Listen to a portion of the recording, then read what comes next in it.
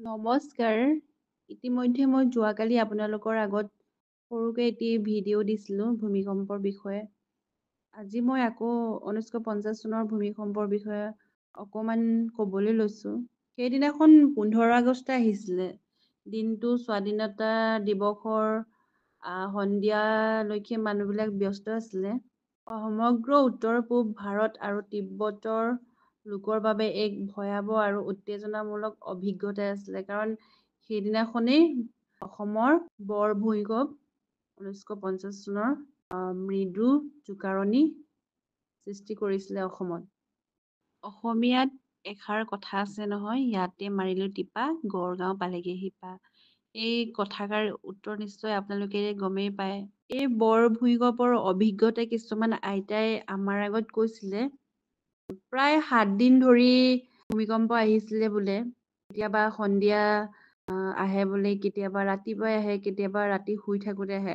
আৰু আইতাহঁতে বোলে তেতিয়া বোলে শুৱাই নাছিলে, কাৰণ শুব লওঁতে মানে ঘৰবিলাক লৰি যায়। তাৰপিছত কি হয়, আমাৰ আইতাহঁতৰতো তেতিয়া আমাৰ মিচিং মানুহবিলাকৰ চাংঘৰে আছিলে। চাংঘৰত বোলে বহি থাকিলেও বা শুই থাকিলেও শান্তিৰে মানে শুব নোৱাৰে, গোটেই তেনেকে আৰু দিনতো বোলে আইতাহঁতি আমাৰ যিখন দিচৈ নদী আছে, দিচৈ নদী ডাঙৰ ডাঙৰ কাঠ মানে গছ উঠি আহিছে বোলে আইতাহঁতি তেতিয়া তেনেকে মানে বাঁহৰ লাঠি বিলাক ধৰিছিলে ককাহঁতি। কেতিয়াবা কেতিয়াবা বোলে ডাঙৰ ডাঙৰ মাছ আহে বোলে, আৰু এই মাছো ধৰি তেওঁলোকে মানে শুকুৱাই থৈছিলে বোলে, শুকান মাছ কৰি পিনি। তেনেকে কিবা সেইবোৰ কথা শুনিলে কিবা সাধু কথা দৰে লাগে হয়নে? কিছুমান নদী আমাৰ গাঁৱত সৰু সুৰা বিল আছে, খাল আছে, এইবিলাকো গতিপথ মানে সলনি হৈছিলে বুলি কৈছে আৰু। এতিয়া আহিছোঁ মূল কথালে। 1950 চনৰ ভূমিকম্পক সাধাৰণতে তিব্বত আৰু অসমৰ ভূমিকম্প বুলি কোৱা হয়।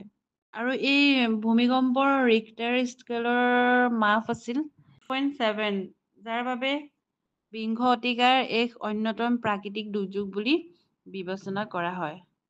ভূমিকম্পৰ মূল কাৰণ আছিলে আমাৰ ইণ্ডিয়ান আৰু ইউৰেছিয়ান টেক্টনিক প্লেটৰ ঘৰ্ষণৰ ফলতেই মানে ভূমিকম্প সৃষ্টি হৈছিলে। আৰু এই ভূমিকম্পৰ মূল কেন্দ্ৰবিন্দু স্থান আছিলে অৰুণাচলৰ মিচিমি পাহাৰত। আৰু এতিয়া চাওঁ আহক 1950 চনৰ বৰ ভূমিকম্পে অসমত কেনেধৰণে প্ৰভাৱ পেলাইছিলে।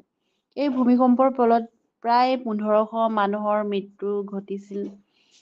বহু ঘৰ দুৱাৰ, দলং ইত্যাদি ধ্বংস হৈছিলে।